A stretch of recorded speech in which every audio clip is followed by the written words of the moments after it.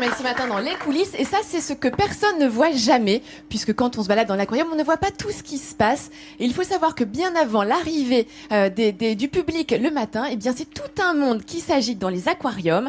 Alors ça passe par tous les soins quotidiens, du nourrissage, préparation des repas, au nettoyage des aquariums par des plongeurs et également aux soins des animaux blessés. C'est un reportage de Benoît Gauthier et Johan Bensoussan. 6 heures du matin, le port de La Rochelle se réveille doucement sous la pluie et la grisaille. Pourtant, juste en face des bateaux, ils sont déjà quelques-uns en coulisses à s'activer sous un grand ciel bleu. Avant que les premiers visiteurs n'arrivent, il faut nettoyer chacune des vitres de l'aquarium dans une eau à 14 degrés et au milieu des poissons. Mais la mission de ces plongeurs ne s'arrête pas là. Ils doivent aussi recréer le plus fidèlement possible les fonds marins, et ce jusqu'aux algues qui vont se greffer au décor.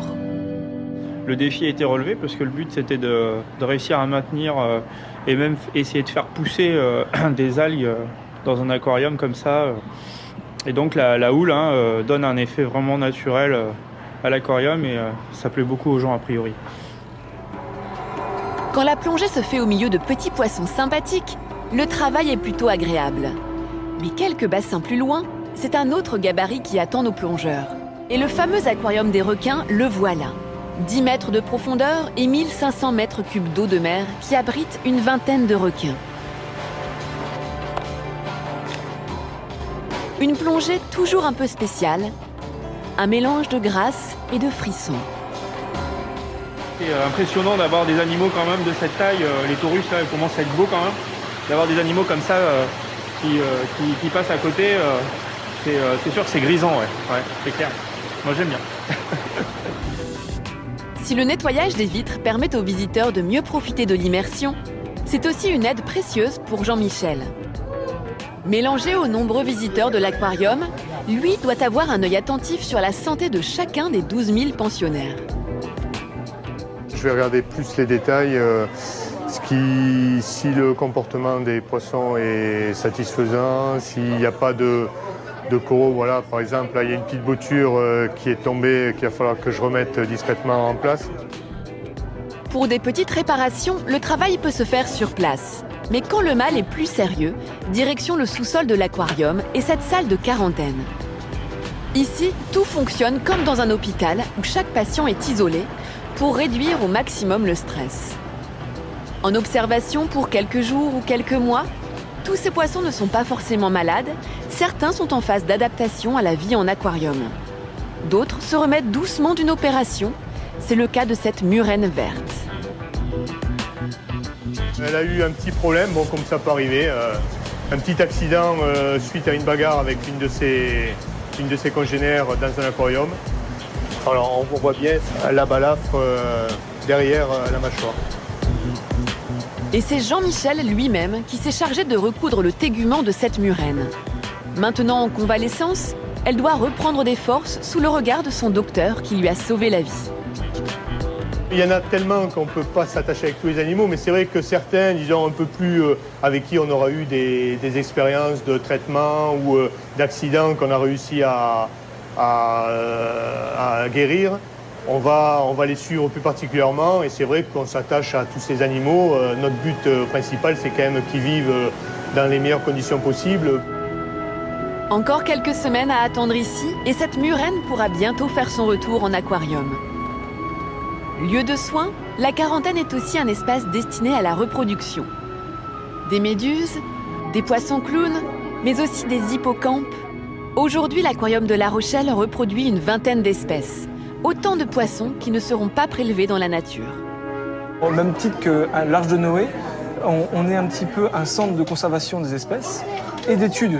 On se doit d'étudier ces espèces au maximum jusqu'à la reproduction, voire l'élevage des larves de ces poissons, qui pourrait, si jamais la nature en a besoin demain, aider à la réintroduction d'animaux.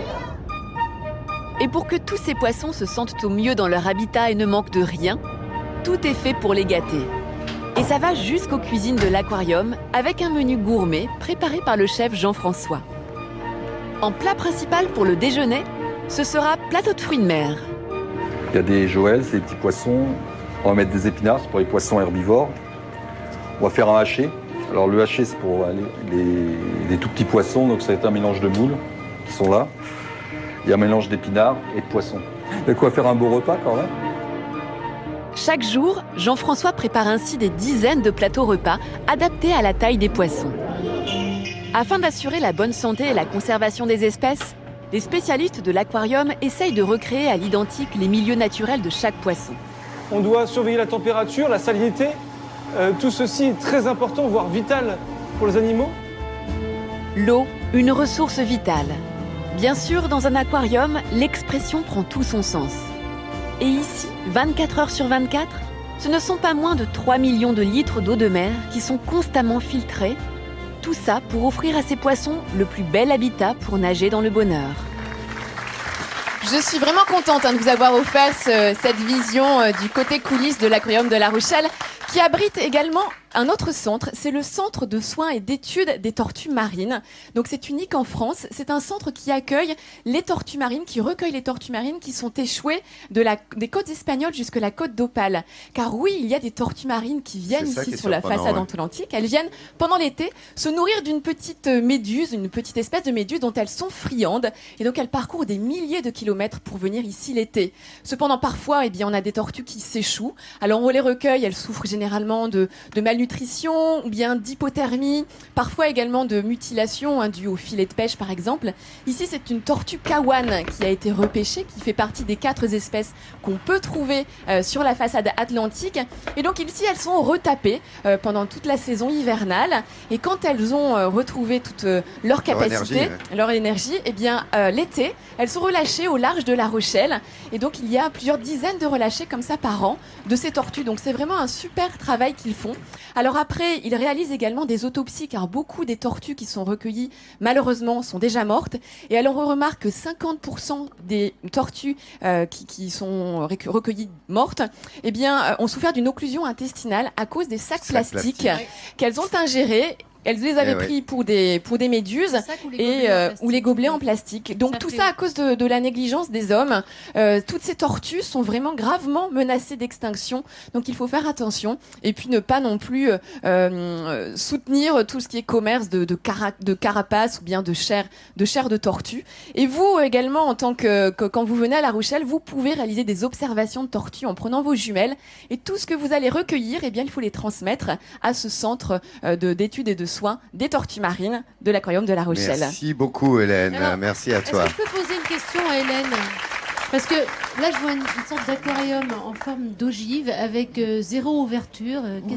Alors ça c'est ce qu'on appelle une biosphère. En fait, c'est un système qui a été mis en place par la NASA suite à des recherches spatiales qui s'autosuffit. Il y a une gorgone, il y a des petites crevettes, des coquillages et des cailloux, et tout ça vit grâce à la lumière. Il faut 7 à 8 heures d'exposition par jour à la lumière, et ça s'autosuffit pendant 4-5 ans. Voilà, vous pouvez les voir justement aussi à l'aquarium de La Rochelle.